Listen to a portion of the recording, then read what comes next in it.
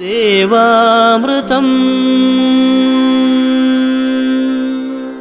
ദേവാമൃതത്തിൽ ഇനി ജ്യോതിഷ പങ്ക്തി. ദേവാമൃതം. ഇന്ന് 1191 ആണ്ട് മീനമാസം 10-ാം തീയതി, അതായത് 2016 മാർച്ച് മാസം 23-ാം തീയതി. ഇന്ന് ബുധനാഴ്ചയാണ്, ഉത്രമാണ് നക്ഷത്രം. അതുപോലെ ജ്യോതിഷ പങ്ക്തിയിൽ നമ്മളോടൊപ്പമുള്ളത് സർ ഡോക്ടർ പദവികൾ ഉൾപ്പെടെ നിരവധി ദേശീയവും അന്തർദേശീയവുമായ പുരസ്കാരങ്ങൾ നേടിയിട്ടുള്ളതും 40 വർഷത്തിലധികമായി തിരുവിതാംകൂർ മേൽശാന്തിയായി സേവനം അനുഷ്ഠിച്ചിട്ടുള്ളതുമായ, അതുപോലെ തന്നെ നമുക്കൊരിക്കലും പറയാതിരിക്കാൻ നിർവാഹമില്ല, നമുക്കൊക്കെ ഒരുപാട് പ്രശ്നപരിഹാരങ്ങൾ നിർദ്ദേശിച്ചു തരികയും ഒരുപാട് പേരുടെ ജീവിതത്തിൽ വെളിച്ചം വീശുകയും ചെയ്തിട്ടുള്ള ഏറെ ആദരണീയ ഡോക്ടർ കുടമാളൂർ ശർമാജിയാണ്. അദ്ദേഹത്തെ വളരെ സ്നേഹാദരങ്ങളോടെ നമുക്ക് ഇന്നത്തെ ഈ അധ്യായത്തിലേക്ക് സ്വാഗതം ചെയ്യാം. നമസ്കാരം ശർമാജി. നമസ്കാരം. ഇന്നത്തെ കത്തിലേക്ക്. ബഹുമാനപ്പെട്ട കുടമാളൂർ ശർമാജി സർ, ദേവാമൃതം പരിപാടി സ്ഥിരമായി കാണാറുണ്ട്. ഞങ്ങളൊരു സംശയം തീർക്കാൻ വേണ്ടി അയക്കുന്ന കത്താണിത്.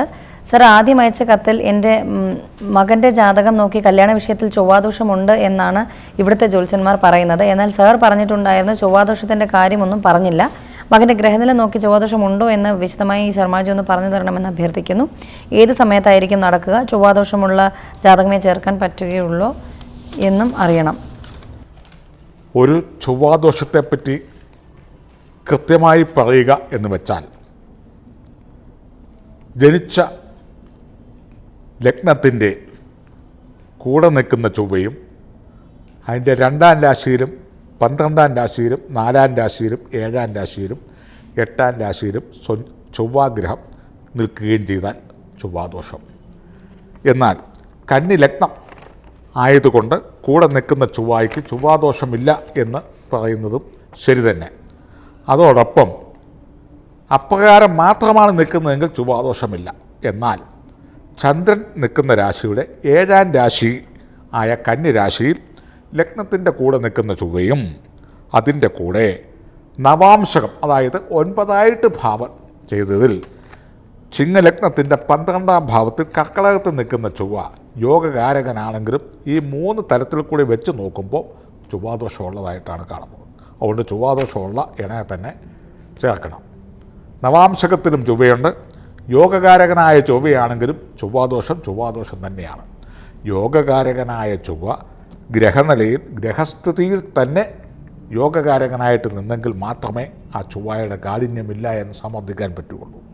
ഇവിടെ നിൽക്കുന്നത് നവാംശകത്തിലാണ്, അതായത് 45-ാമത്തെ വയസ്സ് മുതൽ എഫക്റ്റ് ചെയ്യുന്ന യോഗമാണ്. അവിടെ ചൊവ്വയുണ്ട്. അതുപോലെ തന്നെ കന്യലഗ്നത്തിൽ ചൊവ്വയുണ്ട്, ചന്ദ്രൻ്റെ 7-ലും ചൊവ്വയുണ്ട്. ഇവ 3ഉം കൂടി വെച്ച് നോക്കുമ്പോൾ ചൊവ്വാദോഷമുണ്ട്. ആയതിനാൽ ചൊവ്വാദോഷമുള്ള ഇണയെ തന്നെ എടുക്കണം. അടുത്ത കത്ത്. ബഹുമാനനായ കുടമാളൂർ ശർമാജിക്ക്. ഞാൻ എൻ്റെ മകന് വേണ്ടി എഴുതുകയാണ്. ഞാൻ ദേവാമൃതം പരിപാടി കാണാറുണ്ട്. എൻ്റെ മകൻ ഗൾഫിലാണ് ജോലി. 5 വർഷമായി അവിടെയാണ്. കമ്പനിയിൽ ആദ്യം നല്ല ശമ്പളവും പേരും പ്രശസ്തിയും ഒക്കെ കിട്ടി. 2013 നാട്ടിൽ വന്നു. കല്യാണം ഉറപ്പിച്ച് തിരിച്ചു പോയപ്പോൾ കമ്പനി വേറൊരാൾ മേടിച്ചു. അതിനുശേഷം ശമ്പളവും ശരിക്ക് കിട്ടുന്നില്ല. പിന്നെ രാത്രി 8 മണിവരെ ജോലിയും ചെയ്തിരുന്നു. പിന്നെ ദേഷ്യപ്പെടലും. അവൻ ആ ജോലി വേണ്ട എന്ന് വെക്കാം എന്ന് വിചാരിച്ച് ജാതകം നോക്കുമ്പോൾ വേറെ ജോലി ശരിയായാൽ മാത്രം ഈ ജോലി വിടാൻ പറയുകയാണ്. വേറെ ഒരു ജോലിയും ശരിയാവുന്നുമില്ല. കല്യാണം കഴിഞ്ഞ കുടുംബവും അവിടെയാണ്. ആകെ വിഷമത്തിലാണ്. ഇതിന് ജാതകം നോക്കി ഒരു പ്രതിവിധി പറയുക എന്ന് അവൻ്റെ അമ്മ. ഭാഗ്യം. ജാതകപ്രകാരം മകന് 2014 നവംബർ മാസം 3-ാം തീയതി മുതൽ 2.5 വർഷത്തേക്കിന് കണ്ടകശനിക്കാലം.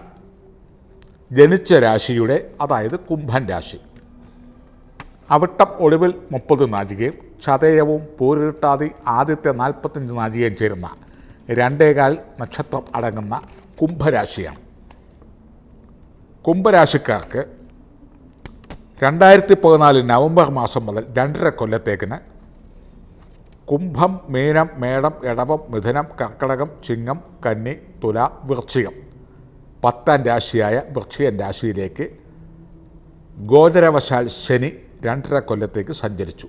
അതായത് നവംബർ മാസം 3-ാം തീയതി മുതൽ 2014 നവംബർ 3 മുതൽ 2.5 കൊല്ലത്തേക്കിന് വൃശ്ചിക രാശിയിലാണ് ശനി കുംഭരാശിക്കാർക്ക് അല്ലെ കുംഭക്കൂറുകാർക്ക് ശനി സഞ്ചരിക്കുന്നത്. അതായത് 10ാം ഭാവത്തിൽ ശനി സഞ്ചരിക്കുന്ന കാലം. ജനിച്ച രാശിയുടെ 4-ാം രാശിയിലും ജനിച്ച രാശിയുടെ 7-ാം രാശിയിലും ജനിച്ച രാശിയുടെ 10ാം രാശിയിലും ശനി സഞ്ചരിക്കുന്ന കാലം കണ്ടകശനി എന്ന് പറയുന്നു. ജനിച്ച രാശിയുടെ 4-ാം രാശിയിൽ ശനി സഞ്ചരിക്കുമ്പോൾ കുടുംബത്തിൽ ദുഃഖം, മാതൃവഴി ക്ലേശം, മാതൃവിരഹം, വാഹന തടസ്സം, യാത്രാ ദുരിതം, അയൽവക്കവുമായിട്ട് കേസ്, കൂട്ടുകെട്ടുകൾ മുഖാന്തരം പ്രശ്നങ്ങൾ, അതുപോലെ തന്നെ മാർഗമധ്യേ തടസ്സങ്ങൾ, യാത്രയ്ക്ക് തടസ്സങ്ങൾ എന്നിത്യാദികളും.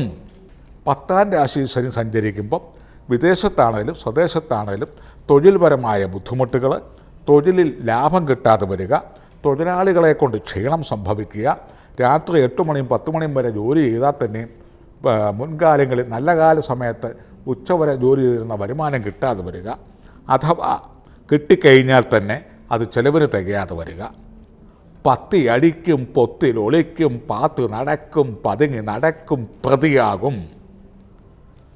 സിവിൽ, ക്രിമിനൽ ഇവ സംബന്ധമായിട്ടുള്ള അല്ലെ തൊഴിൽ സംബന്ധമായിട്ടുള്ള കേസിൽ വാദിയാകുകയോ പ്രതിയാകുകയോ ചെയ്യും. കൂടുതലും പ്രതി ആകാനാണ് സാധ്യത.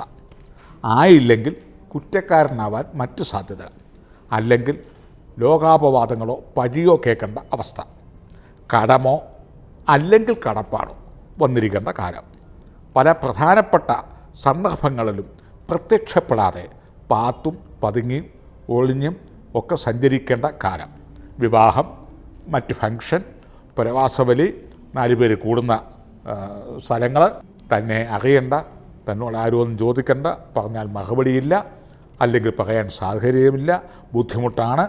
ഇതൊക്കെ ഉള്ളിൽ ഒതുക്കിക്കൊണ്ട് മാറി പാത്ത് പതുങ്ങി ഒതുങ്ങി വിഷണ്ണനായി അല്ലെ വിഷണ്ണയായി ജീവിക്കേണ്ട കാലം.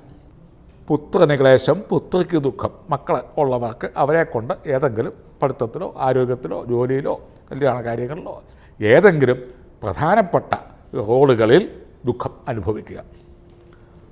പുത്രന് ദുഃഖം, പുത്രിക്ക് ദുഃഖം, പത്നിക്ക് ദുഃഖം. പുരുഷന്മാർക്കാണ് ഭാര്യയെക്കൊണ്ടും സ്ത്രീകൾക്കാണ് ഭർത്താവിനെ കൊണ്ടും. പൊന്ന്, അതായത് സ്വർണം സംബന്ധിച്ചും ദുഃഖമുണ്ടാകുക. വൈദ്യൻ, ഡാക്ടർ ബന്ധപ്പെട്ടുകൊണ്ടിരിക്കേണ്ട കാലം വരിക. വക്കീൽ, പോലീസ്, നിയമപാലകർ അവരുമായി ബന്ധപ്പെടേണ്ട സാഹചര്യം വരിക. പ്രവാചകന്മാർ, മാന്ത്രികന്മാർ, ജ്യോതിഷികൾ എന്നിവരെ ബന്ധപ്പെടേണ്ട കാലം വരിക. താമസിക്കും സ്ഥലം, ഭരിക്കും ജോലി, എടുക്കും തീരുമാനം, ഫിക്സഡ് ഡിപ്പോസിറ്റുകൾ, ട്രാൻസാക്ഷൻ ഇങ്ങനെയുള്ളവർ മങ്ങൽ വരുന്ന കാലം. അവനവൻ്റെ ആത്മധൈര്യത്തിനും അവനവൻ്റെ ഉറച്ച വിശ്വാസത്തിനും അവനവൻ്റെ വ്യക്തിത്വ വികാസത്തിനും സുനാമി വരുന്ന കാലം. ചുരുക്കത്തിൽ ഈ ശനി 2017 ജനുവരി മാസത്തോടു കൂടി യാത്ര പിരിയുന്നു. അവിടം വരെ ഈ പറഞ്ഞ പ്രശ്നങ്ങളൊക്കെ ഉണ്ടാവും.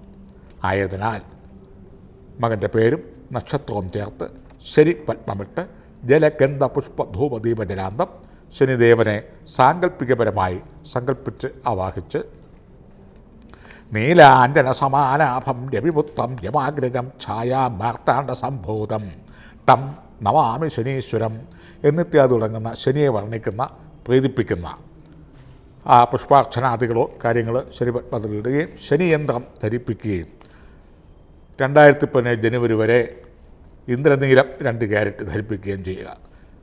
ശനിയാഴ്ച ദിവസങ്ങളിൽ കഴിവതും സസ്യാഹാരങ്ങൾ കഴിക്കുക, ഒരു നേരം ആഹാരം ഒഴിവാക്കുക, മകന് വേണ്ടി ഒരിക്കലെടുക്കുക, ശനിദേവനെ പ്രാർത്ഥിക്കുക.